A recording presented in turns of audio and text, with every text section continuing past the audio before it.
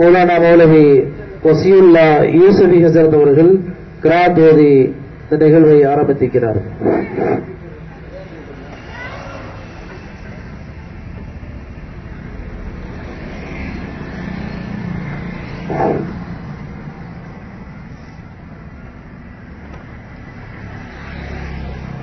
أعوذ بالله من الشيطان الرجيم. بسم الله الرحمن الرحيم. والتين والزيتون وطور سينين وهذا البلد الأمين. لقد خلقنا الإنسان في أحسن تقويم ثم رددناه أسفل سافلين إلا الذين آمنوا وعملوا الصالحات فلهم أجر غير ممنون. وما يكذبك بعد بالدين. أليس الله بأحكم الحاكمين. صدق الله العظيم.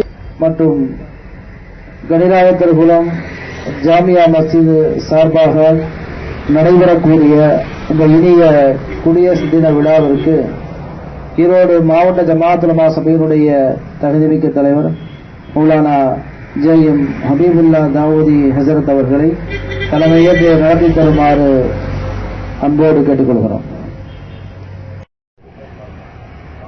India குடியரசு தினத்தை மக்களாட்சி தத்துவத்தை ஏற்றுக்கொண்ட 74வது சுதந்திர தின விழாவை, குடியரசு தின விழாவை இன்றைக்கு மக்கள் விமர்சையாக கொண்டாடி கொண்டிருக்கிறார்கள். இந்த தருணத்திலே முஸ்லிம்களாகிய நாம் இந்தியாவிலே குடியரசு நிகழ வேண்டும் என்பதற்காக, இந்தியாவிலே மக்களாட்சி, ஜனநாயகம், மதசார்பற்ற தன்மைகள் இந்த நாட்டிலே நிலைத்துவங்க வேண்டும் என்பதற்காக நம்முடைய இன்னுயிர்களை எல்லாம் இந்த நாட்டிற்காக தியாகம் செய்த தியாகிகளையும் சுகதாக்களையும் நாம் இந்த நேரத்திலே நினைவு கூறக்கூடியவர்களாக இருக்கின்றோம். பல நூறாண்டுகளுக்கு முன்பாகவே இந்தியாவிலே ஜனநாயகம் தளர்த்துவங்க வேண்டும் என்பதற்காக வேண்டி தன்னுடைய கோடிக்கணக்கான ரூபாய் சொத்துக்களை எல்லாம் இந்த இந்தியாவினுடைய ஜனநாயகத்திற்காக வேண்டியும் சுதந்திரத்திற்காக வேண்டியும் குடியரசிற்காக வேண்டியும் அர்ப்பணித்த மிகப்பெரிய தியாகிகளை எல்லாம் நாம் இந்த நேரத்திலே நாம் நினைவு கூறக்கூடியவர்களாக இருக்கின்றோம். ஆகவே அப்படிப்பட்ட அந்த சுகதாக்களுடைய மிகப்பெரிய ஒரு தியாகத்தின் காரணமாக, அதிலும் குறிப்பாக சொல்வது என்று சொன்னால், உலமாக்கள் செய்திருக்கக்கூடிய தியாகங்கள் இந்தியாவுடைய குடியரசு தினத்திற்காக வேண்டி சுதந்திரத்திற்காகவும் உலமாக்கள் மிகப்பெரிய ஒரு உயிர் அர்ப்பணிப்புகளை செய்திருக்கிறார்கள், பொருளாதார அர்ப்பணிப்புகளை செய்திருக்கிறார்கள்.